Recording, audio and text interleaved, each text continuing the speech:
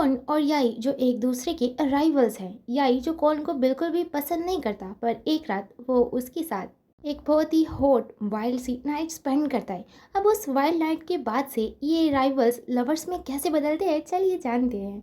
शुरुआत होती है जहाँ पर हम देखते हैं हमारे फर्स्ट मेन लीड याई को उसके फ़ोन में किसी ने मैसेज सेंड किया था। उस मैसेज में एक वीडियो थी और वो वीडियो और कोई नहीं बल्कि कौन और उसके लास्ट नाइट का वीडियो था।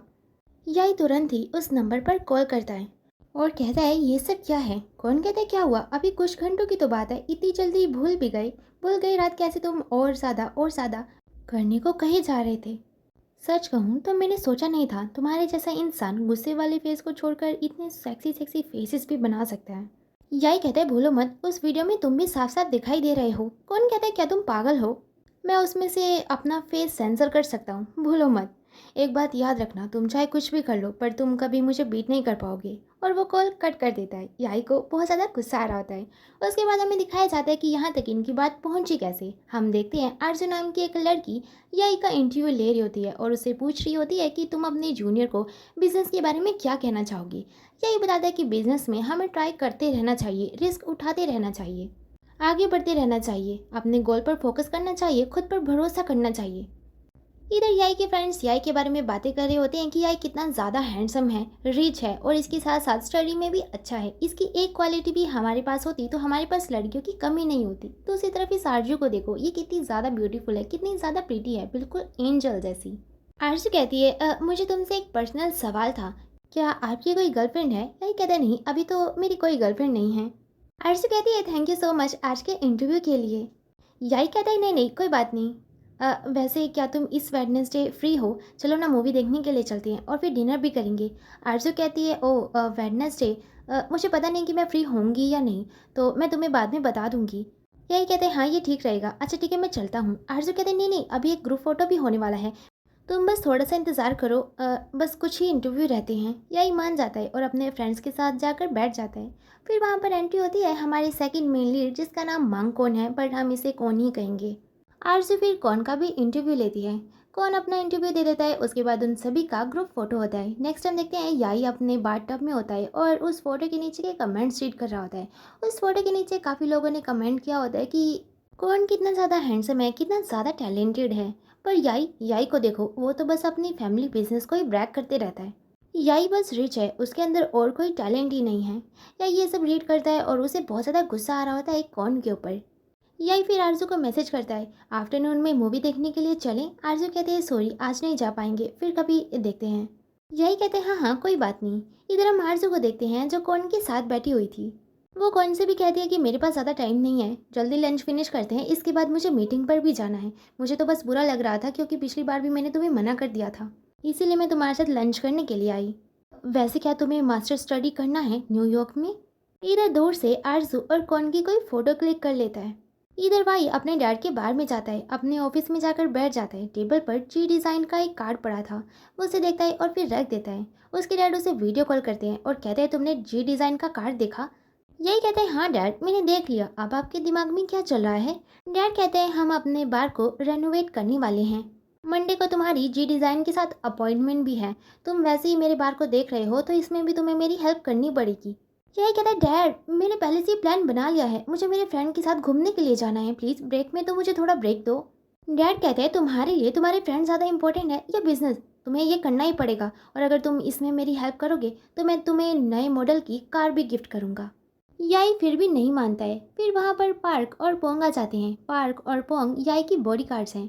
वो उसे आरजू और कौन की फ़ोटो दिखाते हैं जिसे देखकर याई को कौन पर और भी ज़्यादा गुस्सा आने लगता है। नेक्स्ट हम देखते हैं याई के बार में आरजू और कौन आए हुए थे। आरजू याई को देखती है और कहते तुम यहाँ पर क्या कर रहे हो। याई कहता है ये मेरे डैड का ही बार है और उन्होंने ही कहा है कि मैं इसे हैंडल करूँ। आरजू कहती है वाह वाह ये तो बहुत अच्छी बात है। यही कहते हैं तुम्हें कुछ भी खाना पीना है तो तुम खा सकती हो, तुम्हें बेबी करने की ज़रूरत नहीं है। कौन कहता है बिल्कुल भी नहीं, जब हमारा फ्रेंड कोई बिजनेस करता है तो हमें उससे फ्री फूड की डिमांड नहीं करनी चाहिए बल्कि उसके बिजनेस में हमें उसे सपोर्ट करना चाहिए। आरजू कहती है बिल्कुल सही कहा, हम तुम्हारे बिजनेस में तुम्हें सपोर्ट करेंगे। आरजू को वहाँ से जाना पड़ता है तो वो दोनों को कहती है एक दूसरे को कंपनी देने के लिए और वहाँ से चली जाती है। यही अपने दोनों बॉडीगार्ड को इशारा करता है। कौन भी ये चीज़ नोटिस कर रहा होता है। पार्क समझ जाता है उसे ड्रिंक में दवाई ऐड करनी थी, पर वहाँ पर दो दवाई थी, एक रेड में और एक ब्लू में। उसे कुछ भी समझ में नहीं आता तो वो रेड वाली दवाई मिला देता है। याई और कौन फिर बहुत ज़्यादा पीते हैं। कौन पर दवाई का असर होने लगता है और वो बेहोश हो जाता है। पार्क, पोंग और याई उसे याई के बेडरूम पर लेकर आते हैं। याई पार्क और पोंग से कहता है अब तुम दोनों यहाँ से जा सकते हो। वो अपना कैमरा सेट करने लगता है और कहता है मैं भी देखता हूँ वीडियो लीक होने के बाद तुम्हें लोग वैसे ही पसंद करेंगे जैसे पहले करते थे या नहीं। और वो फिर से कौन को ड्रिंक पिलाने वाला होता है, पर कौन होश में आ जाता है, ड्रिंक को फेंकता है और फिर याई को बेड पर पटकता है। दोनों के ऊपर दवाई का असर हो रहा था। दोनों रात में इंटीमेट होते हैं और काफ़ी मस्त नाइट स्पेंड करते हैं। उसके बाद वहीं से शुरुआत होती है जहाँ पर मॉर्निंग में याई उठता है, उसके पास कौन वीडियो सेंड करता है और उसे टीज करता है वीडियो को लेकर। यही बहुत ज़्यादा गुस्से में होता है। फिर वो अपने डैड को कॉल करके कह देता है कि वो बार को रेनोवेट करने में उनकी हेल्प करेगा। मंडे को जी डिज़ाइन के लोग आते हैं और वहाँ पर एक इंटर्न भी था जो और कोई नहीं बल्कि कौन था। कौन को देखकर याई अपने डैड से कहने लगता है डैड क्यों ना हम इसे तब शुरू करें जब आप वापस आ जाओगे। डैड कहते नहीं, बार का काम अभी से ही शुरू होगा। जी डिज़ाइन का मिस्टर रेड कहता है बिल्कुल आपको टेंशन लेने की ज़रूरत नहीं है, आपके बार का काम हम जल्दी ही शुरू कर देंगे। उसके बाद जी डिज़ाइन के सभी लोग जाने लगते हैं, पर कौन अभी तक गया नहीं था। वो तो यही को टीज करने लगता है। यही उसे कहता है मेरी वीडियो जल्दी से जल्दी डिलीट कर दो। कौन कहता है ऐसे कैसे डिलीट कर दूँ, वैसे भी वीडियो बनाने के लिए सेटअप मैंने नहीं तुमने किया था, तुम्हारा ही ये हॉरिबल प्लान था। याई को गुस्सा आ जाता है और वो कौन का कॉलर पकड़ लेता है। कौन भी याई को टच करते हुए कहता है हाँ हाँ मुझे पता है कि तुम्हें वायलेंस पसंद है। तभी वहाँ पर पाक और पोंग भी आ जाते हैं। कौन वहाँ से चला जाता है। याई कहता है अगर ये जी डिज़ाइन हमारे साथ काम करेगी तो रोज़ रोज़ मुझे ये कौन की शक्ल देखनी पड़ेगी जो मुझे बिल्कुल भी पसंद नहीं है। और वो गुस्से में उठने लगता है, पर उसके बैक में पेन हो रहा था। रात में इतना सब कुछ करने के बाद पार्क और पोंग समझ आते हैं कि उन्होंने दवाई में गड़बड़ की थी जिसकी वजह से याई की ये हालत हुई है। उसके बाद वो उसे कहते हैं कि हमें हॉस्पिटल चलना चाहिए। यही कहते क्या तुम पागल हो गए हो, मैं डॉक्टर को क्या कहूँगा। हाँ, नहाते हुए मैं डिओड्रेंट के ऊपर गिर गया। और फिर नेक्स्ट टाइम उसे डॉक्टर के पास देखते हैं जहाँ पर वो यही बात बोलता है। पार्क और पोंग बाहर थे। डॉक्टर कहते हैं अच्छा तो वो डिओड्रेंट कितना बड़ा था। याई उसे अपने हाथ के इशारों से बताने लगता है। डॉक्टर कहता है ओह मतलब बड़ा था। इधर पार्क और पोंग के पास से एक लड़की आती है जो गुम हो गई थी।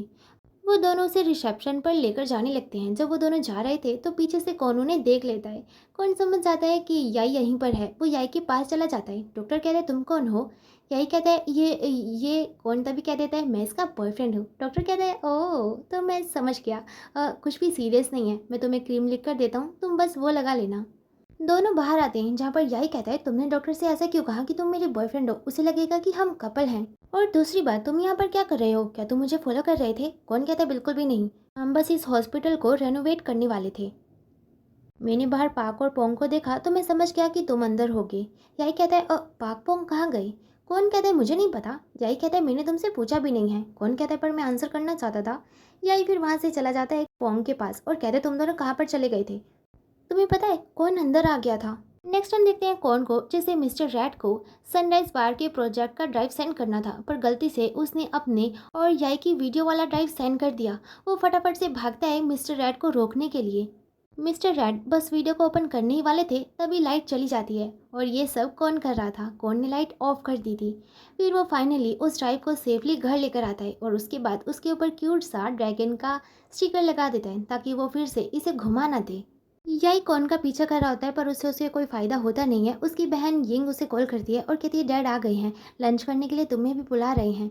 याई चला जाता है फैमिली लंच करने के लिए, पर वहाँ पर सिर्फ डैड ही नहीं उनके साथ एक लेडी भी थी। याई कहता है ये लेडी कौन है, मुझे तो लगा आप चाइना में काम करने के लिए गए थे।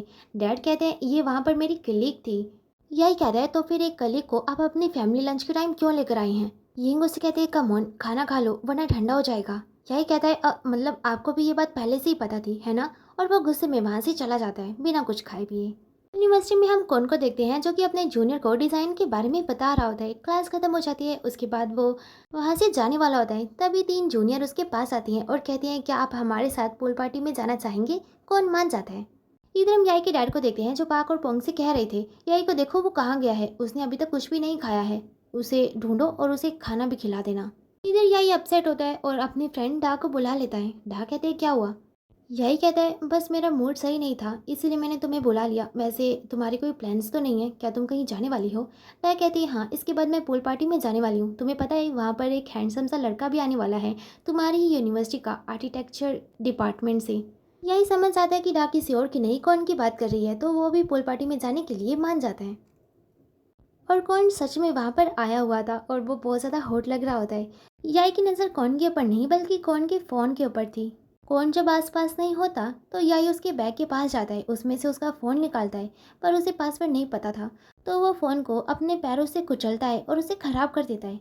उसके बाद उसे एक और खुराफाती आइडिया आता है। वो बैग से कौन का अंडरवियर भी निकाल देता है। पर सही टाइम पर वहाँ पर कौन आ जाता है और कहता है तुम यहाँ पर क्या कर रहे थे? हाँ, और मेरा मेरा अंडरवियर कहाँ पर है? और फिर वो याई के पास अपना अंडरवियर देखता है और कहता है क्या तुम साइको हो जो दूसरों के अंडरवियर चुराता है? याई हंसने लगता है। कौन कहता है क्या हुआ, हंस रही हो? तुम्हें याद है अभी भी मेरे पास तुम्हारी वीडियो है, चाहते हो कि मैं उसे वायरल कर दूँ? याई कहता है तुम्हें क्या लगा मैं यहाँ पर और क्या कर रहा था? हाँ, तुम वीडियो को वायरल करना चाहते हो तो करो, देखो तुम्हारे पास वो वीडियो है भी या नहीं। कौन अपना फ़ोन देखता है जो चल ही नहीं रहा था। और फिर वो कहता है तुम्हें क्या लगता है मैं इतना स्टूपिड हूँ कि इस वीडियो को सिर्फ एक ही जगह रखूँगा? याई भी डर जाता है और कहता है सॉरी। कौन कहता है सॉरी से काम नहीं चलेगा। वो अपना शॉर्ट्स निकालता है और फिर याई को बैठने के लिए कहता है। फिर याई से कहता है अपनी आंखें बंद करो और अपना मुंह खोलो। याई ऐसा ही करता है। कौन उसके मुंह में शैम्पू की बोतल डाल देता है और फिर हंसते हुए कहता है तुम तो सच में रेडी हो गए थे। अच्छा अब थोड़ी देर रुको, मैं कपड़े चेंज करके आता हूँ। उसके बाद कौन याई को अपनी फेवरेट प्लेस पर लेकर आता है और कहता है मेरी ये फेवरेट प्लेस है, जब भी मैं दुखी होता हूँ, सैड होता हूँ तो मैं यहाँ पर आ जाता हूँ। यही कहते हैं ओह तो तुम्हारे जैसा इंसान भी सैड होता है। अच्छा मुझे सीधे सीधे बताओ तुम वीडियो डिलीट करने का क्या लोगे? हाँ, तुम्हें लड़के चाहिए, पैसे चाहिए, क्या चाहिए बोलो? कौन कहता है मुझे इनमें से कुछ भी नहीं चाहिए, मेरी ग्रेजुएशन खत्म होने के बाद मैं वीडियो डिलीट कर दूंगा, पर तब तक मैं चाहता हूँ कि तुम मेरे फ्रेंड बन जाओ। यही कहता है क्या, तुम्हारा फ्रेंड? कभी भी नहीं। वाई की शर्ट से दारू की स्मेल आ रही होती है क्योंकि पूल पार्टी में कोई उसे टकरा गया था और उसके ऊपर ड्रिंक गिर गई थी। कौन उसे अपनी शर्ट देता है और कहता है तुम इसे पहन सकते हो, या ये अपनी शर्ट चेंज करने लगता है और कौन से कहता है इधर मत देखना। कौन कहता है तुम क्या छिपा रहे हो, मैंने पहले ही सब कुछ देख रखा है।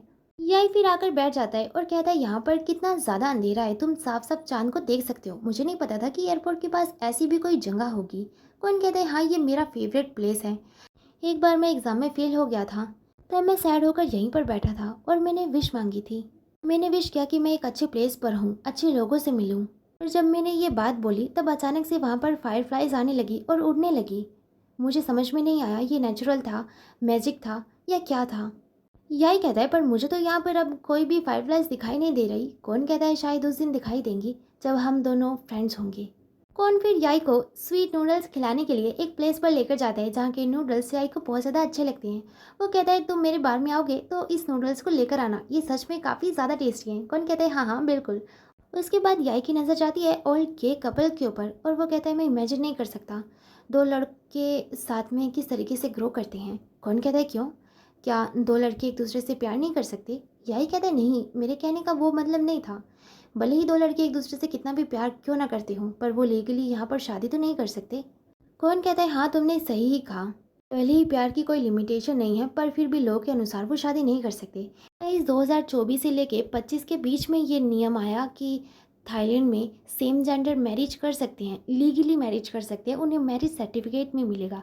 पर ये सीरीज़ पहले की है तो जितनी भी पहले की सीरीज़ है और उनमें ये लोग बातें कर रहे हैं तो ये सच ही बोल रहे हैं। उस टाइम में लीगली ये शादी नहीं कर सकते थे पर अब कर सकते हैं। यही कहता है प्यार भी बहुत अजीब चीज़ है, भले ही दो लोगों की शादी हो जाए पर इसका ये मतलब बिल्कुल भी नहीं है कि वो हमेशा साथ में रहेंगी। कौन कहते हैं हाँ बिल्कुल सही कहा, पिछली बार बहुत सारे डिवोर्स कपल थे बैंकॉक में। यही कहता है ओह तुम्हें कैसे पता? कौन कहता है इंटरनेट से। तुम क्या इंटरनेट सिर्फ लड़कियों से बात करने के लिए यूज़ करते हो? यही कहता है मुझे टीज मत करो वरना मैं तुम्हारे नूडल्स खा लूँगा। कौन कहता है क्यों, अगर तुम्हें और खाने हैं तो और ऑर्डर करो। यही कहते हैं तुम्हें नहीं पता, जब हम शेयर करके खाते हैं तो वो ज़्यादा टेस्टी लगता है। नूडल्स खाने के बाद कौन याई को उसके घर तक ड्रॉप कर देता है और कहता है तुम्हारी कार का क्या? याई कहता है कोई बात नहीं, मैं पाक और पोंग से कह दूंगा कि वो मेरी कार को बाहर से ले आएंगे। वो उठने लगता है तो फिर से उसकी बैक में पेन होने लगता है। कौन कहता है क्या अभी भी पेन होता है? याई कहता है हाँ बस कभी कभी। उसके बाद कौन उसकी हेल्प करता है सीट बेल्ट को हटाने में। याई के पेट से आवाज़ आने लगती है। कौन कहता है तुम्हें भूख लगी है? याई कहता है हाँ मैंने सुबह से कुछ भी नहीं खाया था। कौन कहता है कोई बात नहीं, तुम बैठो, मैं तुम्हारे लिए खाना लेकर आता हूँ। यही कहता है नहीं नहीं, उसकी ज़रूरत नहीं है। कौन कहता है तुम बैठो, और वो उसके लिए खाना लेने के लिए चला जाता है। यही पार्क और पोंग को कॉल करके बता देता है कि वो सेफली घर पर आ गया है, पर उसकी कार बार पर ही है, तो वो उसकी कार को हैंडल कर ले। पार्क और पोंग कहते हैं हाँ हाँ बिल्कुल। कौन फिर खाना लेकर आ जाता है। यही कहता है थैंक यू सो मच, और वो फ़ोन के लिए सॉरी, मैं तुम्हें नया फ़ोन दिलवा दूंगा। कौन कहता है नहीं नहीं, उसकी ज़रूरत नहीं है, वैसे भी मुझे नया फ़ोन लेना ही था। वैसे क्या तुम चाहते हो कि मैं तुम्हें तुम्हारे रूम तक छोड़ दूँ? यही कहता है रहने दो, मुझे पता है कि तुम मौका ढूंढ रहे हो मेरे रूम तक फिर से जाने का, है ना? मैं खुद से चला जाऊँगा। वैसे राइड के लिए थैंक यू, और खाने के लिए भी। और वो बाय बोल के अपने रूम में चला जाता है। वो कौन का दिया हुआ खाना खाने लगता है। उसके अंदर एक नोट भी था जिसके ऊपर लिखा हुआ था गेट वेल सून। यही स्माइल करते हुए कहता है ये कितना ओल्ड फैशन है। या फिर मन में सोचता है कि दो लड़के जो एक दूसरे को बिल्कुल भी पसंद नहीं करते थे, इनका रिलेशनशिप कैसा चलेगा पता नहीं। इधर हम कौन को देखते हैं जो रात भर बैठ के सनराइज बार के ऊपर काम कर रहा होता है। नेक्स्ट हम देखते हैं याई डा को अपने पास बुलाता है। डा के साथ वो तब इंटीमेट होता है जब उसका मूड होता है।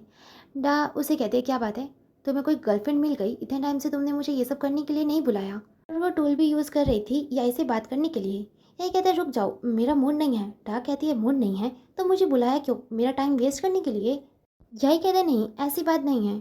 डा कहते हैं तो बोलो क्या हुआ है। यही कहता है क्या एक लड़का दूसरे लड़के को डेट कर सकता है? डा कहते हैं बिल्कुल, तुम ऐसा क्यों पूछ रहे हो? देखो अगर मैं अपनी बात करूं तो मैं प्यार करते हुए किसी की सेक्सुअलिटी नहीं देखती।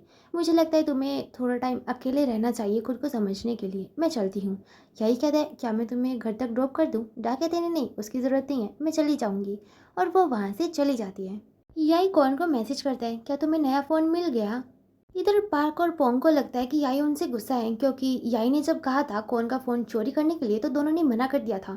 तो इस बार वो प्लान बनाते हैं कि वो कौन पर नज़र रखेंगे और कौन का फ़ोन चोरी करेंगे। वो दोनों कौन के ऑफिस में छिप जाते हैं। कौन रात में काम कर रहा होता है, वहाँ पर मिस्टर रैट आते हैं और कहते हैं इतनी रात में तुम काम क्यों कर रहे हो, तुम्हें पता नहीं है रात में यहाँ पर कोई भी काम नहीं करता, ये एक हॉन्टेड प्लेस है, भूत प्रेत यहाँ पर रहते हैं। कौन कहता है कोई बात नहीं, मुझे भूतों से डर नहीं लगता। मिस्टर रैट कहते हैं ठीक है फिर गुड लक, और वो वहाँ से चले जाते हैं।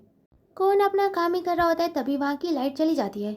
कौन सिक्योरिटी गार्ड को बुलाने के लिए वहाँ से चला जाता है। पार्क और पोंग इस चीज़ का फ़ायदा उठाते हैं और कौन का फ़ोन चोरी करने लगते हैं। लेकिन तभी वहाँ पर चीज़ें हिलने लगती हैं और एक लेडी भी आ जाती है जो काफ़ी ज़्यादा डरावनी लग रही थी। पार्क और पोंग डर जाते हैं, खासकर पार्क। नेक्स्ट हम देखते हैं पोंग तो बिल्कुल ठीक होता है, पर पार्क की रात से ही हालत टाइट थी। वो कहता है मुझे लगता है कि हमें याई को सब कुछ सच सच बता देना चाहिए। मेरी राशि में लिखा हुआ है अगर मैंने किसी से झूठ बोला तो मेरे साथ और ज़्यादा बुरा होगा। कल रात हमने भूत देखा, इससे ज़्यादा बुरा क्या होगा। मैं अब और ज़्यादा इस सीक्रेट को नहीं रख सकता। मैं अभी के अभी याई को सब कुछ बता रहा हूँ। पोंग उसे कहता है नहीं नहीं रुको, ऐसा नहीं कर सकते तुम। पार्क कॉल कर देता है याई को। पोंग उसके हाथ से फ़ोन छीनने लगता है। ऐसा करते करते पार्क का फ़ोन जाता है फिश टैंक के अंदर। पर हाँ फिश को कुछ भी नहीं होता है, पर फ़ोन ख़राब हो जाता है। नेक्स्ट हम देखते हैं पार्क और पोंग जाते हैं याई के पास। याई ने पोंग से दो नए फ़ोन मंगवाए थे। पोंग याई को फ़ोन दे देता है। याई उनमें से एक फ़ोन पार्क को देता है और कहता है मुझे पता चला तुम्हारा फ़ोन ख़राब हो गया है तो तुम ये रख सकते हो। पार्क खुश हो जाता है। पोंग कहता है और ये दूसरा फ़ोन? याई कहता है ये मैं यूज़ करूँगा। फिर वहाँ पर जी डिज़ाइन के लोग आ जाते हैं। यही उन्हें बताता है कि उसे अपना बार किस तरीके से चाहिए और उसके बाद वो कहता है आपका नया इंटर्न कौन नहीं आया? लड़की बताते नहीं वो नहीं आया, उसने मॉर्निंग में कॉल किया था कि वो अपने होम टाउन जा रहा है। यही कहता है क्या उसने अपने खुद के फ़ोन से फ़ोन किया था? वो लड़की कहती है हाँ उसी ने फ़ोन किया था। यही को ये बात बिल्कुल भी अच्छी नहीं लगती कि उसके पास फ़ोन आ गया है फिर भी वो उसके मैसेज का रिप्लाई तक नहीं कर रहा है और ना ही उसे कॉल कर रहा है। वो जो दूसरा फ़ोन था वो कौन के लिए लेकर आया था, पर अब कौन के पास तो नया फ़ोन आ चुका था तो इसीलिए याई वो दूसरा फ़ोन पोंग को गिफ्ट कर देता है। पोंग बहुत ज़्यादा खुश होता है। इधर हम देखते हैं कौन को जो कि अपने मॉम डैड के साथ बैठा हुआ था। वहाँ पर एक होंग नाम की लड़की भी होती है और उसके भी मॉम डैड बैठे होते हैं। कौन के डैड और होंग के डैड कौन और होंग के इंगेजमेंट की बातें करने लगते हैं। कौन को गुस्सा आता है और वो कहता है क्या आपने बस इसी सब के लिए मुझे यहाँ पर बुलाया था, और वो गुस्से में बाहर चला जाता है। कौन बाहर बैठा होता है, होंग उसके पास आती है और कहती है अकेले सैड होकर यहाँ पर क्यों बैठे हो? हाँ। कौन कहता है तुम क्या पतंग लेकर आई हो, अभी भी पतंग उड़ाना चाहती हो? होंग कहती है हाँ। तुम्हें पता है इस प्लेस को देखकर मुझे मेरे बचपन की याद आती है, कैसे हम खेला करते थे। कौन कहता है हाँ सही कहा। होंग फिर कहती है चलो ना पतंग उड़ाते हैं बचपन की तरह, और वो दोनों पतंग उड़ाने लगते हैं। इधर हम याई को देखते हैं जो घर गया था। उसकी सिस्टर बाहर बैठी हुई थी। यिंग कहती है, याई तुम आ गए, बैठो, मुझे तुमसे कुछ बात करनी है। क्या तुम जानते हो कि डैड आंटी को डेट कर रहे हैं? यही उसके बारे में तो कुछ नहीं कहता और कहने लगता है, ये घर बहुत ही सूना सूना लगता है, बिना तुम्हारे, बिना डैड के, बिना मॉम के। यिंग, क्या तुम मॉम को मिस करती हो? यिंग कहती है, ऑफ कोर्स करती हूँ, तुमने क्यों पूछा? यही कहता है, तुम्हें क्या लगता है डैड भी उन्हें मिस करते होंगे? यिंग कहते हैं, बिल्कुल वो करते होंगे। यही कहते हैं, मुझे नहीं लगता, अगर वो उन्हें मिस करते होते तो वो घर में किसी और को नहीं लेकर आते। यिंग कहती है, लोग प्रेजेंट में जीते हैं और हम मरे हुए लोगों के बारे में बार बार नहीं सोच सकते। और तुम्हें डैड के लिए सॉरी फील नहीं होता? तुम्हें नहीं लगता कि उन्हें भी खुश रहने का हक है? यही कहता है, मुझे बस ये आइडिया अभी पसंद नहीं है। यिंग कहते हैं, देखो ये सब तो तुम्हारे ऊपर है। वैसे तुम्हें भूख लगी है, फ्रिज में खिचड़ी पड़ी है, अगर तुम्हें खानी है। यही कहता है, नहीं मुझे नहीं खानी, और वो अंदर चला जाता है। मॉर्निंग में हम देखते हैं पाक पोंग और याई को। याई कह रहा होता है, 5 दिन हो गए हैं और इस कॉन के बच्चे ने मेरे मैसेज का रिप्लाई तक नहीं किया और ना ही इसने मुझे कॉल किया। पार्क पोंग कहते हैं, तो क्या हुआ अगर उसने कॉल नहीं किया? वैसे भी वो लगता कौन है कि आप उसकी कॉल का इंतज़ार कर रहे हो? यही कहता है, वो तो जी डिज़ाइन का इंटर्न है, इसीलिए।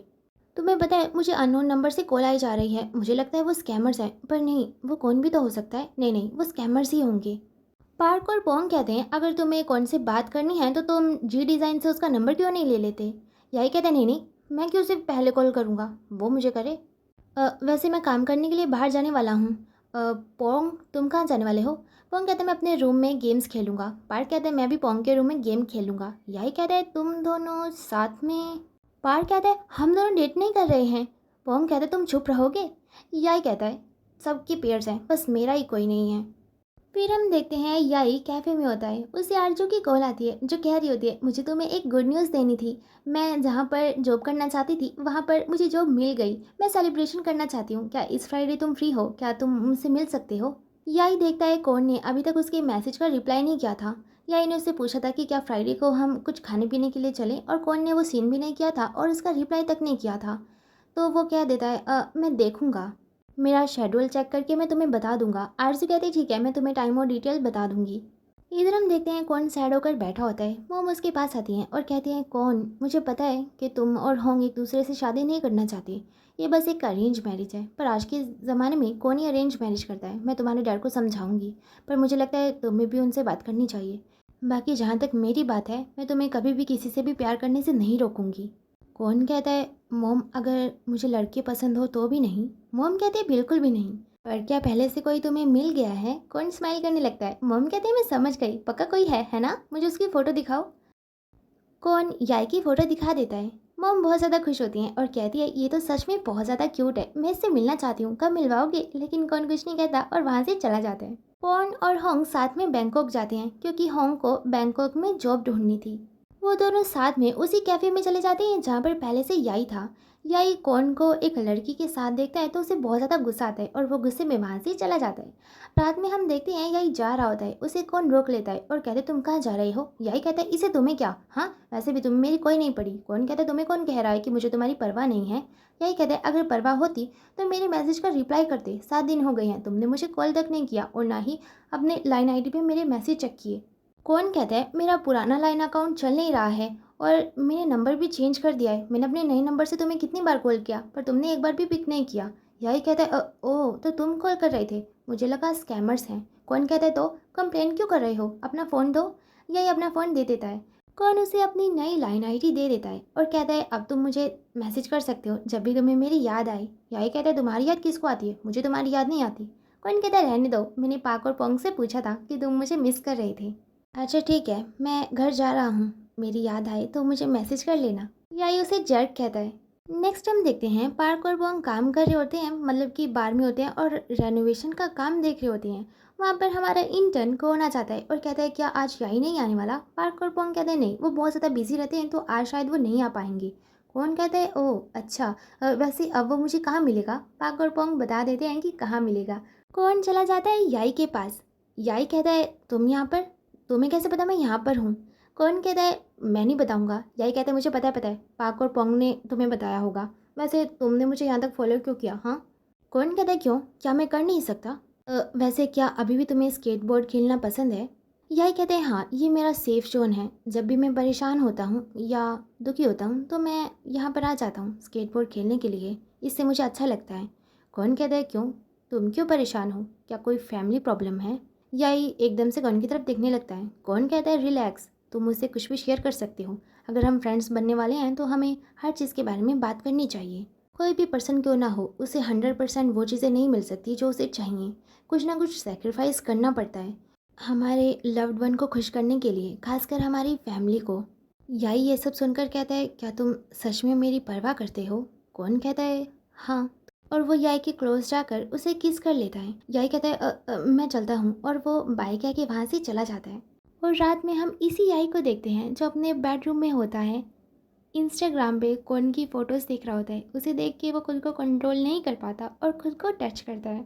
नेक्स्ट टाइम देखते हैं कौन काम कर रहा होता है, उससे मिलने के लिए आरज़ू आती है। आरज़ू कहती है ये रहा तुम्हारा सामान। मैं तुमसे ये कह रही थी कि मेरा सेलिब्रेशन फ्राइडे को है, क्या तुम फ्राइडे को फ्री हो? क्या तुम आ सकते हो प्लीज़? कौन कहता है ठीक है, मैं देखता हूँ, टाइम निकाल के मैं ज़रूर आऊँगा। नेक्स्ट टाइम देखते हैं आरज़ू के सेलिब्रेशन वाले दिन, जहाँ पर याई अच्छे से रेडी हो गया था और वो आरज़ू के सेलिब्रेशन में जाता है। जब वो लिफ्ट में जाता है तो दूसरी तरफ से कौन आ रहा था। कौन के सामने से एक लड़की जाती है। वो कहती है कौन? कौन कहता है ओह चेरी, तुम यहाँ पर क्या कर रही हो? चेरी कुछ नहीं कहती। कौन कहता है ठीक है फिर मैं चलता हूँ, और वो वहाँ से चला जाता है। यानी कि कौन सेलिब्रेशन से जा रहा था और याई सेलिब्रेशन में आ रहा था। आरज़ू याई को देखकर काफ़ी ज़्यादा खुश हो जाती है और फिर अपनी सभी फ्रेंड से कहती है ये मेरा फ्रेंड याई है और इसने मेरी बहुत हेल्प की है। याई फिर आरज़ू को उसका गिफ्ट देता है। आरज़ू कहती है मुझे तो लगा था तुम कौन के साथ आओगी। याई कहता है कौन? अ, आरज़ू कहती है हाँ हाँ कौन, हमारी ही यूनिवर्सिटी का आर्किटेक्चर स्टूडेंट।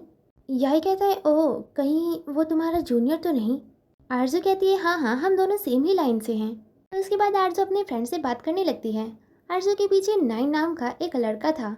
नाइन याई को देखकर कहता है याई। याई कहता है नाइन तुम। उसके बाद वो दोनों अकेले हो जाते हैं, जहाँ पर याई नाइन से कहता है तुम इंग्लैंड से वापस कब आए, तुमने मुझे बताया भी नहीं।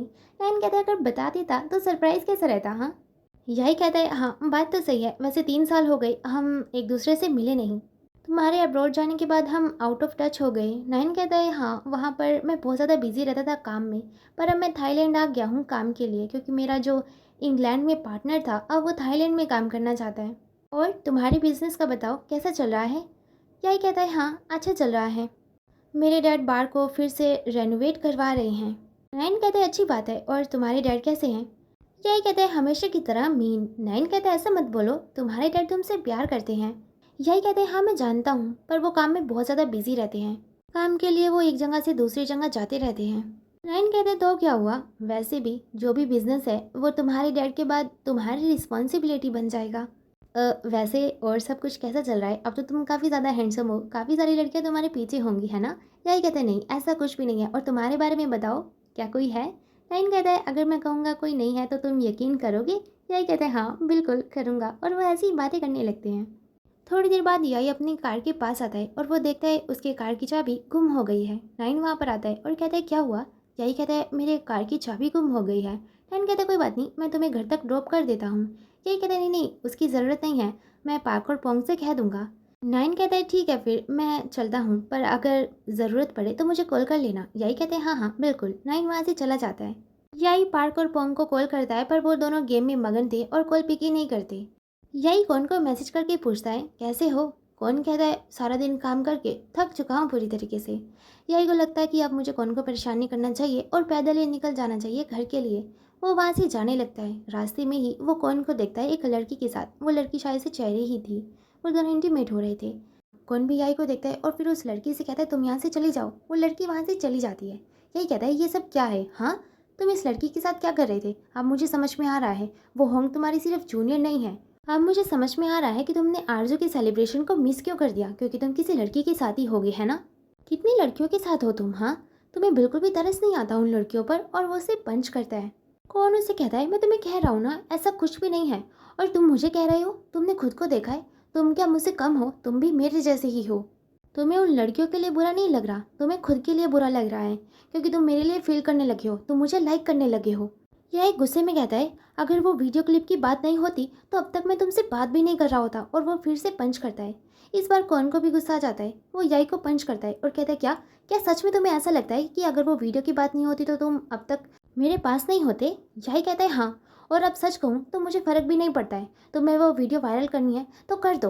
और वो गुस्से में वहाँ से जाने लगता है। कौन कहता है, याई, मैं वो वीडियो डिलीट कर दूंगा, पर तुम्हें मेरे साथ मेरे घर जाना पड़ेगा। याई मान जाता है। उसके बाद क्या, वो दोनों कौन के घर जाते हैं। और घर जाते ही वो दोनों यार अपना गुस्सा भूल जाते हैं और दोनों इंटीमेट होते हैं। यानी कि मतलब घर आके कोई उनके बीच में आर्ग्यूमेंट नहीं होता, कोई बात नहीं होती, सीधा वो एक दूसरे को किस करते हैं और बहुत ही अच्छी सी नाइट स्पेंड करते हैं। मॉर्निंग में याई की आंख खुलती है। वो देखते ही उसके बेड पर कपड़े रखे हुए थे और उसके ऊपर लिखा हुआ था, इन कपड़ों को पहन लो। वो उन कपड़ों को पहन के बाहर चला जाता है। बाहर हमारा कौन ब्रेकफास्ट रेडी कर रहा था। कौन कहता है, मैंने तुम्हारे कपड़े वॉश कर दिए हैं पर अभी वो गीले हैं। और उसके बाद वो उसे ब्रेकफास्ट सर्व करता है और कहता है, ये मेरी मॉम की रेसिपी है, इसमें मैंने बहुत सारी सीवीड डाली है, ये टेस्टी होगा, ट्राई करो। याई उसे ट्राई करता है और उसे सच में वो खाना डिलीशियस लगता है। कौन फिर बर्तन साफ कर देता है। यही कहता है, तुम्हें देखकर मुझे लगा नहीं था कि तुम्हें खाना बनाना भी आता होगा। वैसे तुमने कुछ भी नहीं किया है, किसी भी चीज़ में इतनी सारी सीवीड डालोगे तो वो टेस्टी ही लगेगी। कौन यही से कहता है, एक मिनट, और वो फर्स्ट एड का बॉक्स लेकर आता है। रात में जो उसने पंच किया था उसकी वजह से याई के फेस पर लाल लाल निशान हो गया था। वो उसके ऊपर दवाई लगाता है। याई कहता है, तुम्हारे फेस पर भी है, और वो उसके फेस पर भी दवाई लगाता है। उसके बाद कौन कहता है, मैं शावर लेने के लिए जा रहा हूँ, क्या तुम मुझे ज्वाइन करना चाहोगे? याई कहता है, नहीं, मुझे नहीं जाना, तुम जाओ शावर लेने के लिए। शावर लेकर कौन आता है रूम में जहाँ पर याई बैठा हुआ था। कौन उसे कहता है, मैं यूनिवर्सिटी जा रहा हूँ, तुम्हें आने की ज़रूरत नहीं है, मैं तुम्हारे लिए खाना ऑर्डर कर दूंगा। याई कहता है, यूनिवर्सिटी जा रहे हो या उसी लड़की के पास जिसके साथ तुम रात थे? कौन कहता है, क्या हुआ, क्या तुम जेलिस थे? सच कहूँ तो मैं उस लड़की को पहले देख रहा था पर कुछ भी सीरियस नहीं था, तो तुम्हें जेलिस होने की ज़रूरत नहीं है। लेकिन याई ने अभी भी अपना मुंह फुला ही रखा था। तो कौन याई को अपने मुंह से स्नैक खिलाने लगता है। याई भी खाने लगता है। इसी बीच दोनों की किस होने वाली थी, पर तभी वहाँ पर कौन की मोम आ जाती है, जो उन दोनों को देखकर काफ़ी ज़्यादा खुश होती हैं। कौन कहते हैं, मोम, आप यहाँ पर कब आई, आपने मुझे बताया क्यों नहीं? याई मोम को नमस्ते करता है। मोम भी नमस्ते करती हैं। कौन मोम से कहता है, मोम आप नीचे चलो, और वो याई से कहता है, ठीक है, फिर आफ्टरनून में मिलते हैं। कौन वहाँ से चला जाता है और मोम भी वहाँ से चली जाती हैं। थोड़ी देर बाद याई बाहर आता है। वो देखता है घर की हालत बहुत ज़्यादा ख़राब थी, क्योंकि रात में वो जब इंटीमेट हुए थे तो उन्होंने सारा सामान इधर उधर फेंक दिया था। यही पार्क और पोंग को वहाँ पर सफाई करने के लिए बुलाता है, पर उन बेचारों को तो ये तक नहीं पता कि पोछा पहले लगाती हैं या झाड़ू। यही उन्हें कहता है, तुम्हारा थैंक यू आने के लिए, बाकी सब मैं कर लूँगा, तुम अब यहाँ से जा सकते हो। पार्क और पोंग चले जाते हैं। यही वहाँ की सारी सफाई कर देता है और वो बहुत ज़्यादा खुश हो रहा होता है। फिर वहाँ पर डोरबेल बजती है। दरवाज़ा खोलने के लिए यही जाता है। वहाँ पर और कोई नहीं बल्कि होंग आई हुई थी। वो कहती है, कौन कहाँ पर है? यही कहता है, वो तो घर पर नहीं है। होम कहती है, कोई बात नहीं, मुझे बस कुछ सामान लेना है। और वो सामान लेने के लिए कौन के बेडरूम में जाती है और ड्रॉल से कुछ सामान निकालने लगती है। यही कहता है, तुम तो होंग हो, है ना? मैंने उस दिन तुम्हें कैफ़े में देखा था। होंग कहती है, हाँ, मैं होंग हूँ। यही कहता है, क्या तुम कौन के क्लोज हो? होंग कहती है, क्या उसने तुम्हें नहीं बताया? हम दोनों बचपन से एक दूसरे को जानते हैं। अच्छा, मेरा हो गया, मैं चलती हूँ, थैंक यू सो मच। यही भी फिर उस ड्रॉवर को खोलता है। उसके अंदर होंग और कौन की फ़ोटो थी। उसे देखकर उसे और ज़्यादा गुस्सा आने लगता है। वो कौन से मिलने के लिए यूनिवर्सिटी जाता है, जहाँ कौन के साथ साथ और भी बहुत सारे स्टूडेंट और टीचर थे। यही वहाँ से जाने लगता है। कौन उसके पीछे पीछे जाता है और कहता है, क्या बात है, मुझे इतना ज़्यादा मिस कर रहे थे कि मुझे देखने के लिए यहाँ तक आ गए? चलो कुछ खाने के लिए चलते हैं, तुम्हें भूख लगी होगी, बोलो तुम्हें क्या खाना है? यही कहता है, होंग, वो तुम्हारी जूनियर नहीं है ना? क्या वो तुम्हारी गर्लफ्रेंड है? कौन कहता है, नहीं, ऐसा कुछ भी नहीं है। यही कहता है, नहीं है तो सीधे सीधे बोलो। कौन कहता है, अभी मैं तुम्हें कुछ भी नहीं बता सकता, एक बार मेरी सारी प्रॉब्लम ख़त्म होने दो, उसके बाद मैं तुम्हें डिटेल में सब कुछ बताऊंगा। यही कहता है, ये गलत बात है, मैं तुमसे अब पूछ रहा हूँ तो अब बताओ, तुम्हारी यही प्रॉब्लम है, तुम कभी भी मुझे कुछ भी क्लियर नहीं करते हो। अगर मुझे कुछ पता ही नहीं होगा तो मैं तुम्हारी हेल्प कैसे करूँगा, तुम्हें एडवाइस कैसे दूंगा? कौन कहता है, ठीक है, इसका मतलब साफ साफ है कि अगर मैं तुम्हें बताऊँगा तो तुम मुझे समझोगे, तो सुनो। होंग मेरी फियोंसी है। मेरे पेरेंट्स चाहते हैं कि हम दोनों की शादी हो जाए, इवन दो हम दोनों एक दूसरे से प्यार भी नहीं करते हैं। यही कहता है, इतनी बड़ी बात तुमने मुझसे कैसे छिपाई? हाँ, तुम मुझे कब बताने वाले थे, जब तुम्हारी शादी हो जाती तब? कौन कहता है, मतलब कि सब बात सुनने के बाद भी तुम्हें कुछ भी समझ में नहीं आया? तुम सच में बहुत ज़्यादा सेल्फिश हो, तुम्हें बस अपनी फीलिंग्स की पड़ी है। यही कहता है, तुमने मुझसे ये बात छिपाई और सेल्फिश मैं हुआ? तुम्हें पता है जब तक मैं तुमसे नहीं मिला था मेरी लाइफ अच्छी खासी चल रही थी। तुम्हारे आने के बाद सब कुछ गड़बड़ हो गया। कौन कहते अगर ऐसी बात है तो मुझे छोड़ दो, अगर मैं प्रॉब्लम हूँ तो मुझे छोड़ दो। मैं नहीं चाहता मेरी वजह से तुम अनहैप्पी रहो। यही कहता है रिलेशनशिप में अगर कोई प्रॉब्लम आती है तो हम इजीली उसे कट ऑफ नहीं कर सकते। और वो गुस्से में वहाँ से चला जाता है। वो बहुत ज़्यादा पी रहा होता है। पार्क और पोंगो से रोक रहे होते हैं। नाइन भी आता है और याई को पीने से रोकता है। याई पीने से तो रुक जाता है पर फिर वहाँ बैठे सिंगर के पास जाता है, उसका माइक लेता है और कहता है मैं अब एक पर्सन के लिए गाना चाहता हूँ। वो पर्सन जिसने मुझे कम्प्लीटली चेंज कर दिया। पहले मैं बहुत ही मूडी पर्सन हुआ करता था, जैसे बहुत आसानी से गुस्सा आ जाता था, जो सेल्फ सेंटर्ड था। पर उस पर्सन के आने के बाद मैं शांत हो गया। मैं दूसरों की बातें समझने लगा, सुनने लगा। उस पर्सन ने मुझे चेंज किया। पर अब मुझे लगता है कि उस पर्सन के साथ मेरी जो भी मेमोरीज़ थी उन्हें मुझे इरेज करना पड़ेगा, क्योंकि कोई तीसरा पर्सन आ गया है जो मुझसे उसे छीन लेगा। और तब तक वहाँ पर कौन भी आ चुका था जिसने ये सारी बातें सुन ली थी। यही गाना गाता है। गाना गाने के बाद वो गिरने ही वाला था। नाइन फटाफट से उसे पकड़ लेता है। पार्क और पोंग भी दूर से कौन बस देखते रह जाता है और रो रहा होता है। मॉर्निंग में हम देखते हैं याई की आँख खुलती है। वो रेडी हो जाता है यूनिवर्सिटी जाने के लिए। वो देखता है उसके रूम के सोफे पर नाइन सो रहा था। वो उसे ब्लैंकेट उड़ा देता है। उसके बाद नीचे जाता है जहाँ पर डैड कहते हैं याई तुमने रात में इतना क्यों पी रखा था, पता है नाइन तुम्हें घर तक ड्रॉप करने के लिए आया था।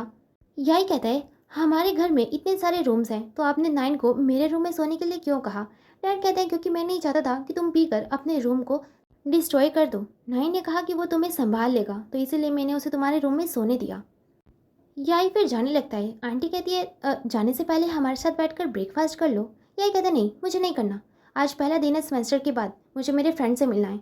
और वो अपने फ्रेंड के पास चला जाता है जहाँ पर उसके फ्रेंड कह रहे होते हैं तुम्हें तो ब्रेक्स में हमारे साथ ट्रिप पर जाना चाहिए था, तुम हमारे साथ क्यों नहीं गए। हाँ, पर याई बात ही नहीं कर रहा होता। उसके फ्रेंड कहने लगते हैं तुम्हें हुआ क्या है। याई कहता है नहीं मैं बस थका हुआ हूँ क्योंकि रात मैंने बहुत ज़्यादा पी ली थी, बाकी सब कुछ ठीक है। यही की क्लास खत्म हो जाती है। वो बाहर ही आता है तभी नाइन भी अपनी कार लेकर आ जाता है और उसे कहता है बैठो कार में, हम कुछ खाने के लिए चलते हैं। यही मान जाता है। वो दोनों खाने के लिए रेस्टोरेंट में जाते हैं। याई की शर्ट के ऊपर एक वॉर्म बैठा हुआ था। याई को वॉर्म से काफ़ी ज़्यादा डर लगता है और ये बात नाइन को बहुत अच्छे से पता है। नाइन उसके शर्ट से उस वॉर्म को निकाल देता है और फिर बहुत ज़्यादा हंसता है और कहता है तुम बचपन से ही इससे डरते हो। याई कहते हैं हाँ मुझे ये बहुत ज़्यादा स्केरी लगता है। इधर हम कौन को देखते हैं जो उस मोमेंट को याद कर रहा होता है जब उसने अपनी मॉम को अपने अब्रॉड जाने की बात बताई थी।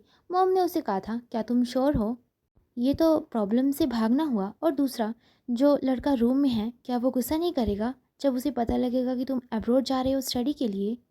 फिर हम प्रेजेंट में देखते हैं जहाँ पर कौन याई की स्टोरी देखता है जिसमें वो एक रेस्टोरेंट में था। वो उसे मैसेज करके पूछता है क्या तुम अकेले हो, क्या मैं वहाँ पर आ सकता हूँ। याई उसका मैसेज रीड तो कर लेता है पर रिस्पॉन्स नहीं करता। नाइन कहता है तुम्हें पता है जब भी मैं तुम्हें देखता हूँ मुझे बचपन की याद आ जाती है। मैं एक्स्ट्रा क्लासेस लेने के लिए जाता था तब तुम भी रोते थे और मेरा पीछा करते थे और मुझे स्टडी भी नहीं करने देते थे। यही कहते हैं हाँ तब मैं बहुत ज़्यादा छोटा था। वैसे सच कहूँ तो यिंग के अलावा मेरे पास सिर्फ तुम थे, मेरे बड़े भाई जैसे। पर जब तुम अब्रॉड चले गए तो मैंने तुम्हें बहुत ज़्यादा मिस किया। मुझे ऐसा फील हुआ जैसे मुझसे मेरा बड़ा भाई छीन गया हो। नाइन कहता है पर अब तो मैं वापस आ गया हूँ। याई को फिर से कौन का मैसेज आता है जो पूछ रहा था क्या हम बात कर सकते हैं। इधर नाइन याई से कह रहा होता है कितना अच्छा होगा अगर हम यहाँ पर उस पर्सन के साथ आएं जिसे हम लाइक करें।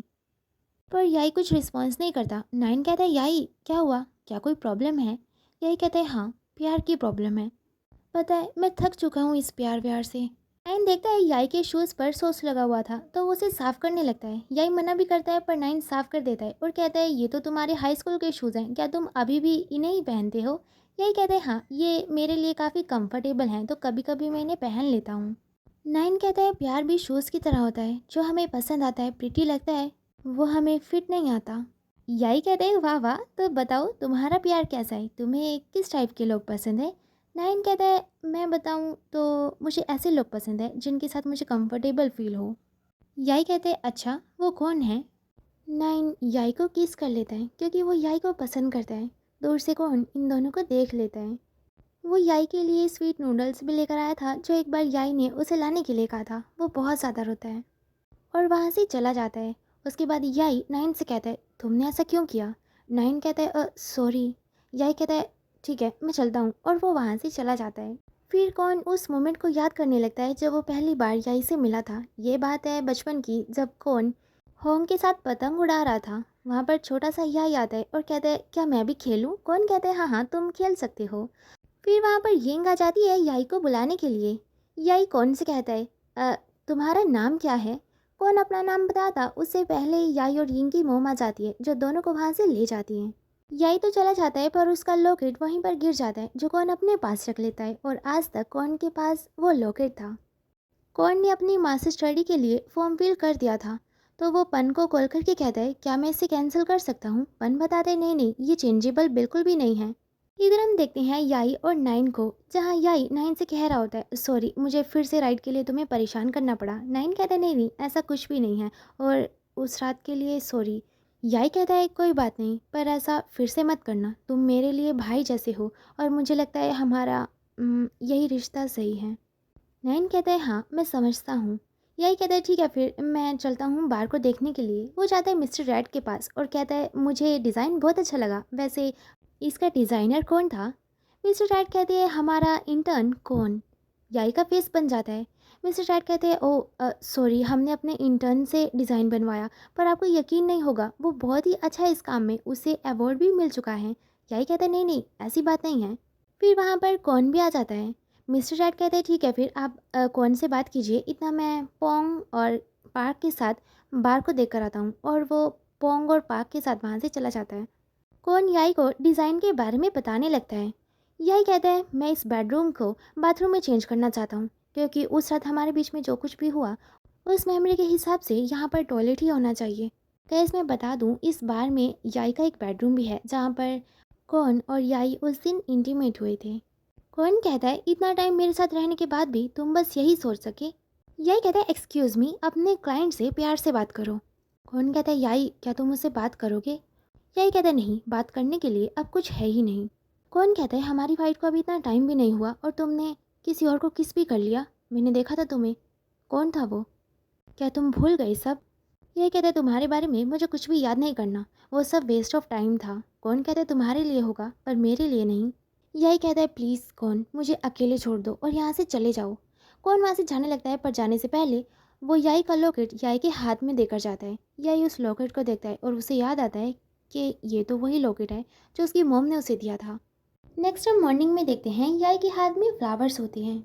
वो नीचे आता है जहाँ पर उसके डैड और आंटी बैठे हुए थे और ब्रेकफास्ट कर रहे थे।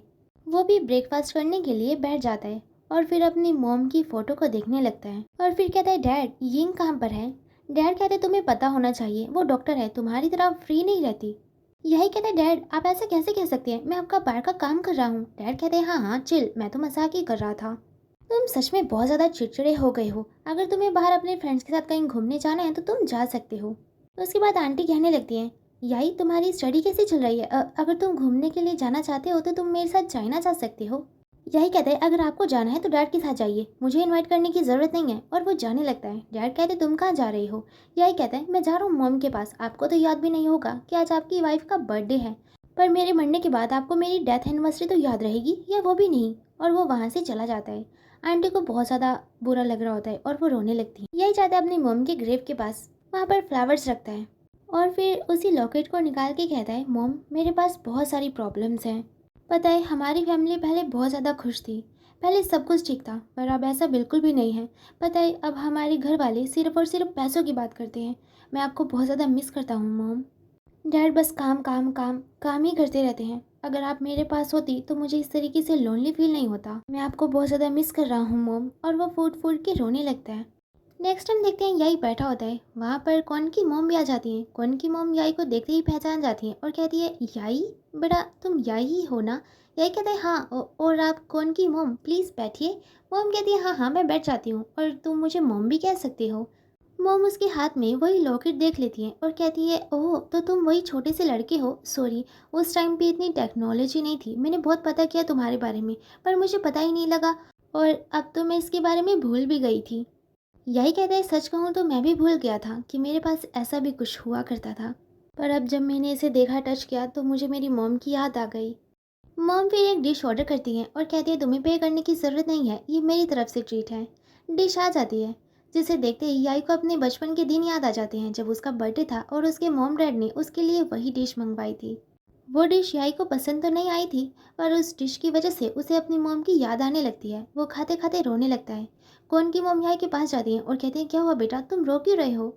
याई एकदम से उन्हें हक करके रोने लगता है। नेक्स्ट हम यूनिवर्सिटी में देखते हैं जहाँ पर याई बैठकर स्टडी कर रहा होता है। नाइन उसके पास आता है और कहता है, क्या हुआ, फोकस नहीं कर पा रहे हो? ये लो, ये ड्रिंक पियो तो तुम्हें फ्रेश फील होगा। वैसे पार्क और पोंग दिखाई नहीं दे रहे हैं। यही कहते हैं, हाँ वो बार के रेनोवेशन का काम देख रहे हैं। नाइन कहता है, ओ अभी तो मैं मीटिंग में जा रहा हूँ, पर जब तुम्हें घर जाना होगा तो मुझे बता देना, मैं तुम्हें राइड दे दूंगा। यही कहते हैं, नहीं नहीं, आपको ऐसा करने की ज़रूरत नहीं है, मैं पार्क और पोंग को बुला लूंगा। नाइन कहता है, ठीक है फिर मैं चलता हूँ, और वो बाय बोल के वहाँ से चला जाता है। इधर हम देखते हैं होंग और कॉन को, जहाँ पर कॉन थोड़ा सैड था। होंग कहती है, तुम बताओगे तुम्हें हुआ क्या है? क्या ये याई के बारे में है? सच कहूँ तो मेरी ही गलती है। उस दिन मुझे तुम्हारे बेडरूम में नहीं आना चाहिए था सामान लेने के लिए। कौन कहता है, नहीं तुम्हारी कोई भी गलती नहीं है, गलती मेरी है कि मैंने स्टार्टिंग से उसे कुछ भी नहीं बताया।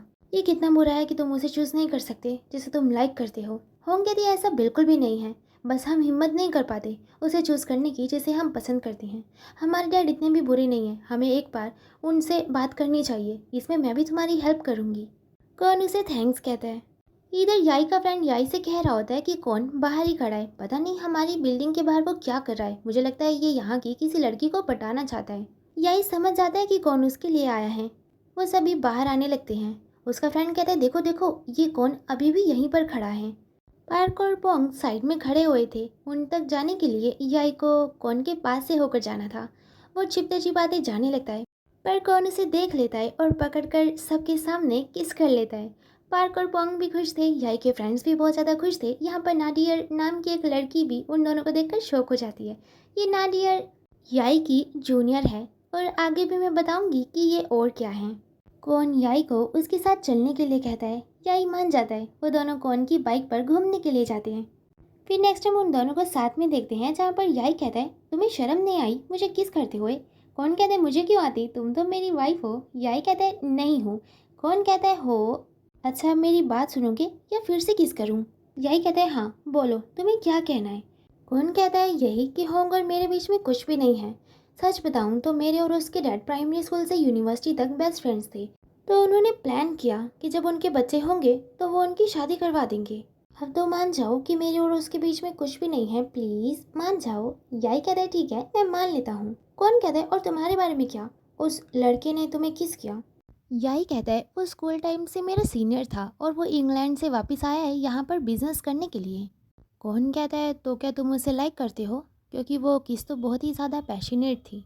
फिर वो याई को हक करके कहता है, तुम उसे लाइक करो या नहीं करो वो तुम्हारा बिजनेस है, पर वो तुम्हें मुझसे छीन नहीं सकता, क्योंकि मेरी वाइफ को मैं किसी के साथ भी शेयर नहीं करूँगा। अच्छा याई, क्या तुम मुझे एक और चांस दे सकते हो प्लीज़? क्या मैं तुम पर फिर से हिट कर सकता हूँ? यही कहता है, क्या कह रहे हो, मुझे समझ में नहीं आ रहा है, जोर से कहो। कौन फिर से कहता है। यही कहता है, ठीक है तुम ट्राई कर सकते हो। उसके बाद हम देखते हैं वो दोनों अपने कपड़े चेंज करते हैं और बाइक पे घूमने के लिए जाते हैं। फिर वो मंदिर भी जाते हैं। यही कहता है, वैसे तुम्हारे नाम का मतलब क्या है? कौन कहता है कि मेरी मॉम को प्रेगनेंसी में बहुत ज़्यादा दिक्कत हो रही थी, तो वो यहाँ पर प्रे करने के लिए आए थे। उसके 1 महीने बाद ही वो प्रेग्नेंट हो गई थी, इसीलिए उन्होंने मुझे माँ को नाम दिया था। कौन फिर याई को टीज करते हुए कहने लगता है, तुम भी प्रे कर सकते हो ताकि हमारे भी बच्चे हों। याई उसे मारता है। उसके बाद याई अपना कैमरा निकालता है, पर उसके अंदर मेमोरी डिस्क होती ही नहीं, और वो कहता है, अरे नहीं इसमें तो मेमोरी डिस्क भी नहीं है। कौन उसे उसकी मेमोरी डिस्क दे देता है और कहता है, इसमें से तुम्हारी और मेरी वीडियो मैंने डिलीट कर दी है। यही कहता है, मैंने तुम्हें इसे फेंकने के लिए कहा था। कौन कहता है, पर क्यों, तुम इसे यूज़ कर सकते हो। उसके बाद याई उसे यूज़ करता है और कौन की वीडियो लेने लगता है। इसी तरीके से दोनों मस्ती करते हैं। तो जैसे कि मैंने आपको बताया था कि नाडियर के बारे में मैं आपको बाद में बताऊंगी, तो नाडियर होंग की गर्लफ्रेंड है। होंग और नाडियर साथ में बैठे होते हैं। होंग कह रही होती है, मैं अपने डैड से कैसे कहूँगी कि मुझे अभी तक जॉब नहीं मिली है, मुझे बहुत ज़्यादा टेंशन हो रही है। नाडियर कहती है, टेंशन की वजह से तुम्हारा फेस देखो कैसा हो गया है, और वो उसके फेस पर मेकअप करने लगती है। दूर से याई और कौन उन दोनों को देख लेते हैं। याई नाडियर से कहता है, नाडियर तुम और होंग। नाडियर कहते, नहीं नहीं हम दोनों डेट नहीं कर रहे हैं। पर क्या ये इतना ऑब्वियस है? याई कहता है, मैंने तो कुछ कहा भी नहीं और तुमने सब कुछ बता दिया। नाडियर कहती है, हमने नहीं बताया तो तुमने कौन सा अपने और कौन के बारे में बताया, देखा था मैंने तुम दोनों को किस करते हुए। यही कहता है तुम कौन से भी पूछ सकती हो, अभी हम दोनों के बीच में कुछ नहीं है। कौन कहता है हाँ अभी कुछ नहीं है पर फ्यूचर में हो सकता है।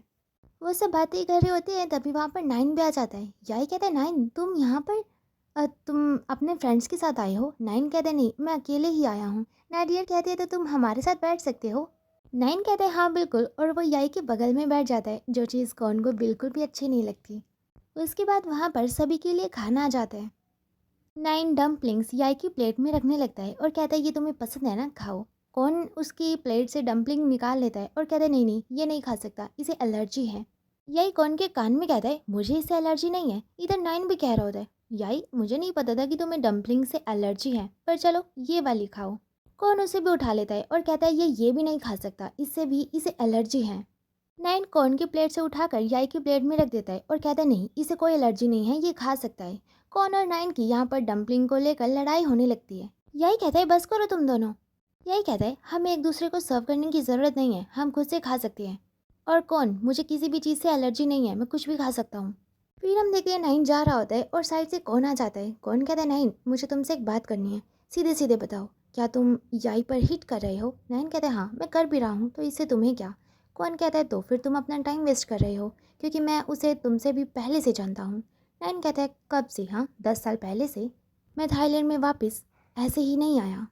एनीवेज ट्राई करते रहो। फिर हम सभी पांच को एक साथ देखते हैं, यानी कि होंग, नाडियर, कौन, याई, नाइन। जहाँ पर नाइन याई से कहता है मैं तुम्हें राइट दे देता हूँ। याई कहता है नहीं नहीं तुम्हें अलग डायरेक्शन में जाना है, तुम्हें मुझे राइट देने की ज़रूरत नहीं है। नाइन कहते हैं नहीं मुझे कोई प्रॉब्लम नहीं है। कौन बोलता है नहीं याई को मैं ड्रॉप कर दूंगा। याई भी कहता है हाँ वैसे भी मैं कौन के साथ ही आया था, तो कौन के साथ ही चला जाऊंगा। कौन हंस रहा होता है। नाइन कहता है ठीक है फिर। नाडियर और होंग साथ में चले जाते हैं और कौन और याई साथ में चले जाते हैं। बस नाइन अकेले रह जाता है। कौन और याई राइड्स लेने के लिए जाते हैं, जहाँ पर याई को तो मज़ा आ रहा था पर कौन को डर लग रहा था। इधर हम देखते हैं होंग और नाडियर को। नाडियर केक खा रही थी। होंग उसे खाकर कहती है अब तो मेरा बेकरी शॉप खोलने का दिल कर रहा है। नाडियर कहती है हाँ हाँ तुम खोल सकती हो और तुम्हारा पहला कस्टमर मैं बनूंगी।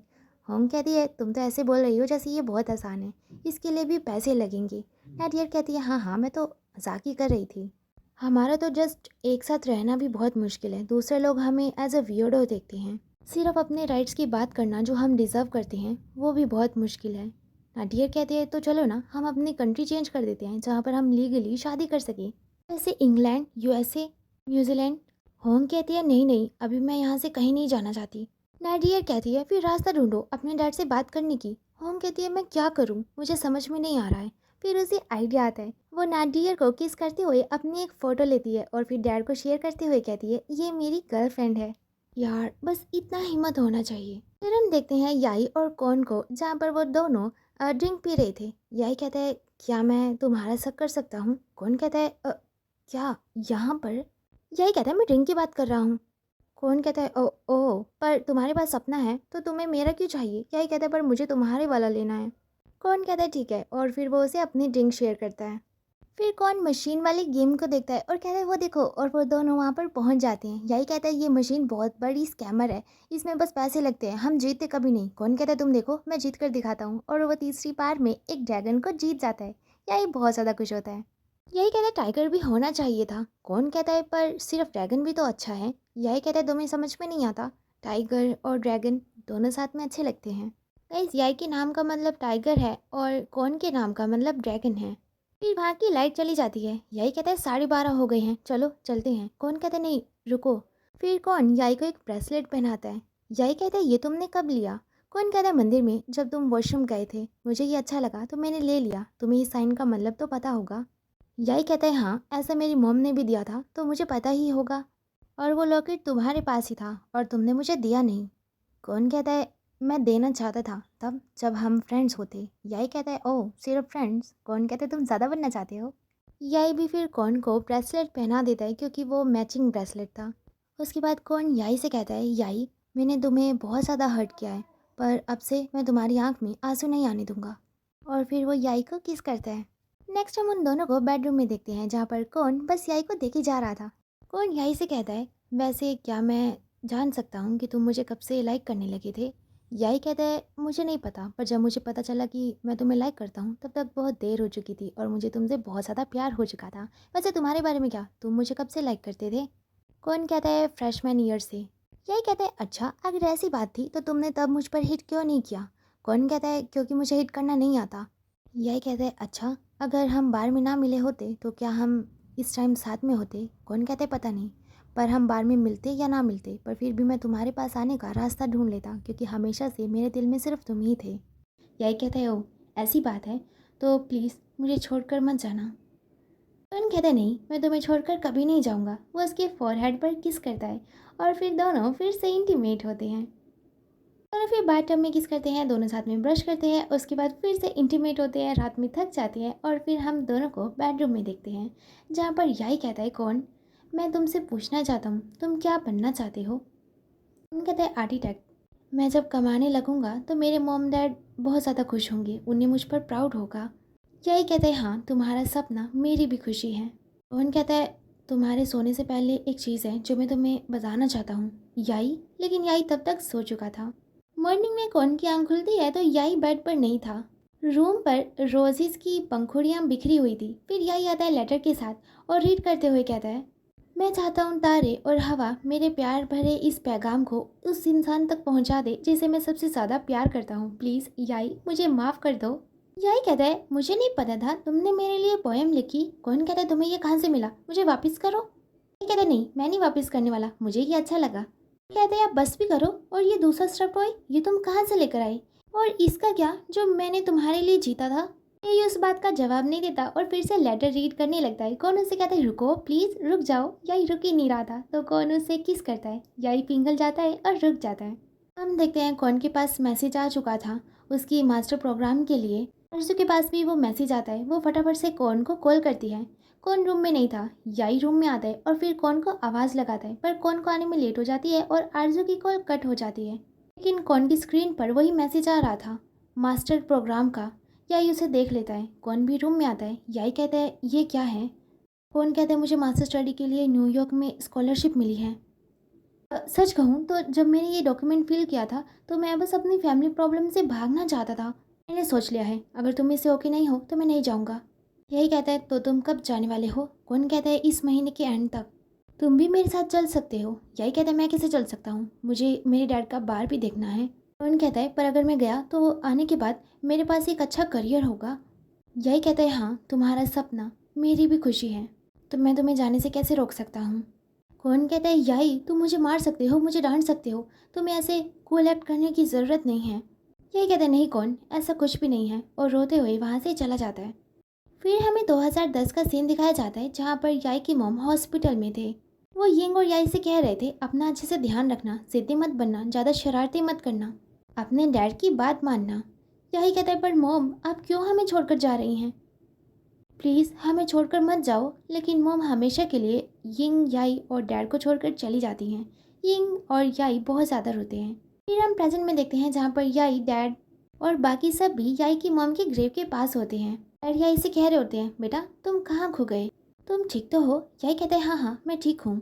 आंटी मॉम के पास फ्लावर्स रखते हैं, एक एक करके सभी फ्लावर्स रखते हैं और वहाँ से चले जाते हैं। बस याई और डैड ही रह जाते हैं।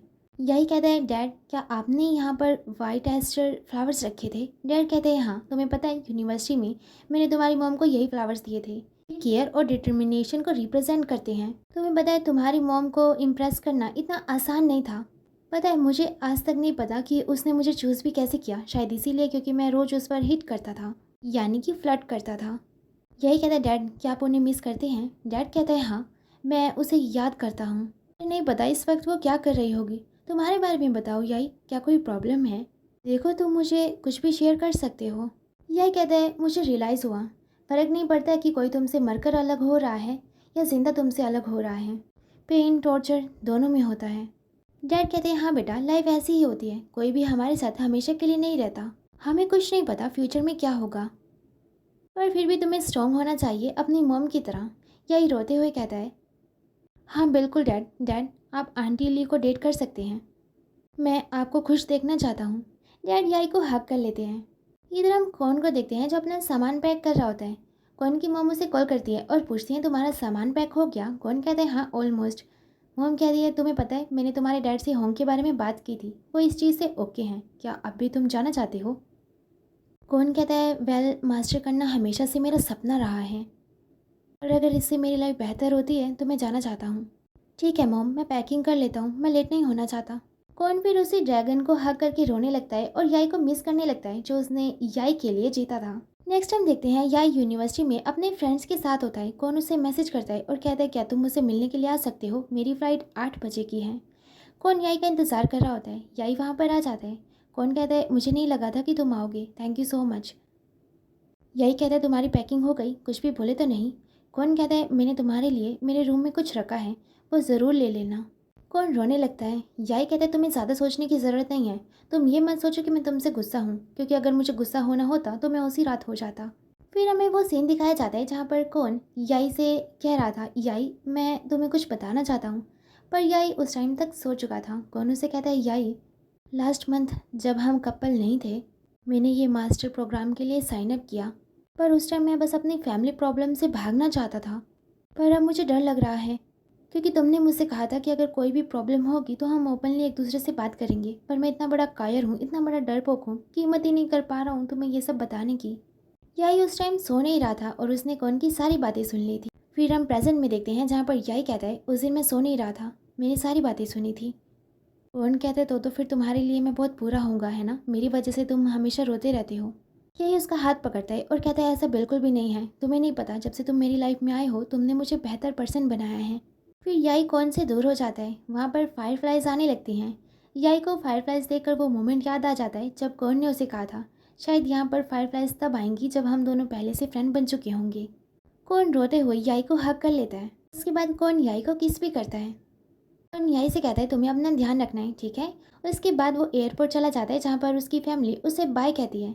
कौन जाने लगता है, फिर पीछे मुड़कर याई को देखता है। याई भी आंखों में आंसू लिए और फेस पर स्माइल के साथ कौन को बाय बोल देता है। उसके बाद वो कौन के रूम जाता है जहाँ पर कौन ने उसके लिए स्केटबोर्ड रखे थे और एक बॉक्स था, उसके अंदर वही ड्रैगन था जो कौन ने उसके लिए जीता था। उसके अंदर एक नोट था, इसे पहनो, और वो टी शर्ट की बात कर रहा था, उसी टी शर्ट की जो कौन ने याई को दिया था। उसके बाद वो एक वीडियो देखता है जिसमें कौन कह रहा था हाय मेरा नाम अकीरा है, या फिर आप मुझे हैंडसम मांगकॉन भी कह सकते हो, ये रहा मेरा बॉयफ्रेंड। है बोलो ना कि तुम मेरे हो। यही कहते हैं हाँ हाँ मैं हूँ तुम्हारा।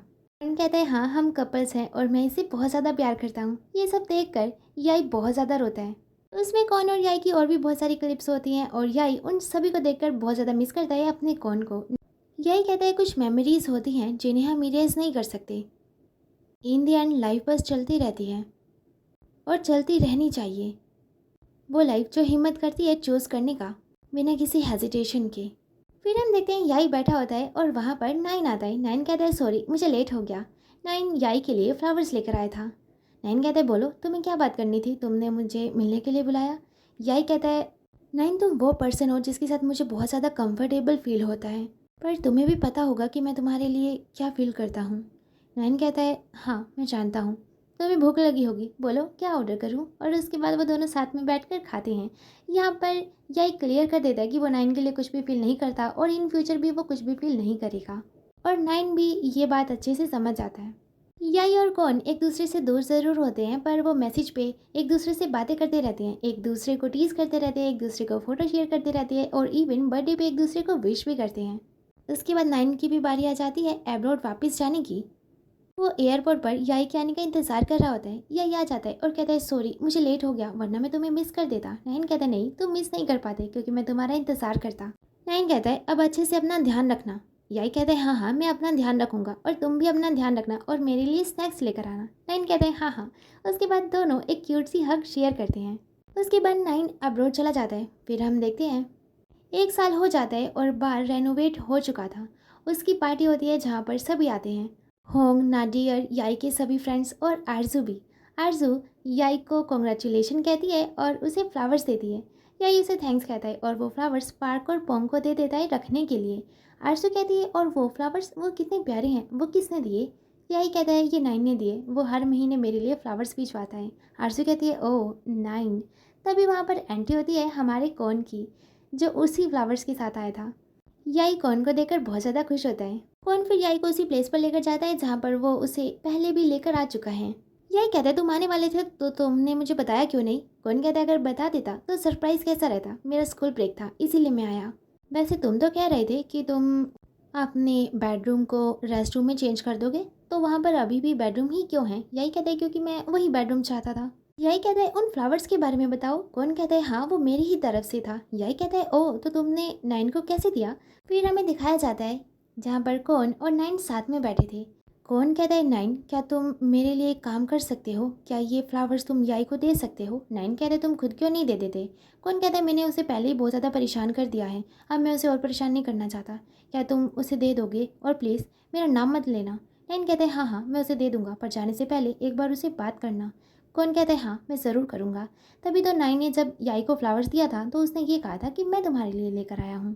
फिर हम प्रेजेंट में देखते हैं जहाँ पर कौन कहता है 1 साल हो गया, क्या अभी तुम मुझसे प्यार करते हो। याई कहता है अगर प्यार नहीं करता तो क्या मैं तुम्हारी कार में बैठता। कौन कहता है ये बात तुम सीधे सीधे भी तो कह सकते हो।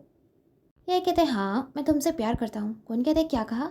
यही कहता है मैं तुमसे प्यार करता हूँ, क्या तुम्हें सुनाई नहीं देता। कौन कहता है तुम्हारी लिप्स पहले की तरह ही सॉफ्ट है, अब मैं तुम्हें देख रहा हूँ तो मुझे वो मोमेंट याद आ रहा है जब हम दोनों ने साथ में बैठकर बातें की थी, तब मैं बहुत ज़्यादा खुश था। यही कहता है हाँ मैं भी बहुत ज़्यादा खुश था। कौन कहता है मैं स्कूल ब्रेक्स के बाद वापस नहीं जाने वाला। यही कहता है पर क्यों। कौन कहता है क्योंकि मैं तुम्हारे साथ रहना चाहता हूँ। यही कहता है ये तो बहुत ही बुरी टाइमिंग है। कौन कहता है कैसे। यही कहता है क्योंकि मैं तुम्हारे साथ जाना चाहता हूँ। कौन कहता है क्या सच में, और तुम्हारे बाल का क्या। यही कहता है मैंने मेरे डैड के बाल का अच्छे से ध्यान रखा है और अब मुझे उसका ध्यान रखने की ज़रूरत नहीं है, मैं तुम्हारे साथ जा सकता हूँ। जब तुम्हारी स्टडी कंप्लीट हो जाएगी तो हम दोनों वापस थाईलैंड आ जाएंगे। कौन बहुत ज़्यादा खुश हो जाता है और याई को गले से लगा लेता है और कहता है क्या सच में हम दोनों साथ में रहेंगे, मैं बहुत ज़्यादा खुश हूँ, मैं तुम्हें ऐसे ही होल्ड करके रखूँगा। फिर वो दोनों बैठ जाते हैं जहाँ पर कौन बातें कर रहा था, जब तुम वहाँ पर मेरे साथ जाओगे तो मैं तुम्हें टेस्टी टेस्टी चीज़ें खिलाऊंगा। यही कहते हैं हाँ जल्दी मुझे वहाँ पर ले चलो, तुम कब से वहीं की खाने की बातें किए जा रहे हो। फिर सनराइज होता है। कौन कहता है तुम्हें पता है अकीरा का मतलब भी सन होता है। यही कहता है क्या सच में, मुझे नहीं पता था। कौन कहता है देखा इन दी एंड मैं तुम्हें सनराइज दिखाने के लिए ले ही आया। यही कहता है हाँ ये ब्यूटीफुल है। कौन कहता है मैंने तुम्हें 1 साल से नहीं देखा, क्या मुझे एक किस मिल सकता है। यही कहता है पता नहीं तुमने ब्रश भी किया है या नहीं, तुम्हें कोई किस नहीं मिलेगा। लेकिन कौन उसे किस कर देता है और उसके बाद यही से कहता है तुम भी मुझे किस करो ना। यही कौन का किस करता है। फिर हमें सीज़न 2 से रिलेटेड एक सीन दिखाया जाता है जहाँ पर कौन और याई बेडरूम में थे। डोरबेल बजती है। कौन दरवाज़ा खोलता है, दरवाजे पर एक क्यूट सा लड़का था। याई भी फिर आ जाता है और उस लड़की को देखकर कहता है टाओ तुम। टाओ का मतलब है कछुआ, जैसे याई टाइगर है, कौन ड्रैगन, तो इसी तरीके से ये लड़का कछुआ। इसी के साथ ये सीरीज़ का होता है हैप्पी एंड। आई होप आपको वीडियो अच्छा लगा हो। वीडियो अच्छा लगा हो तो वीडियो को लाइक और चैनल को सब्सक्राइब जरूर करना।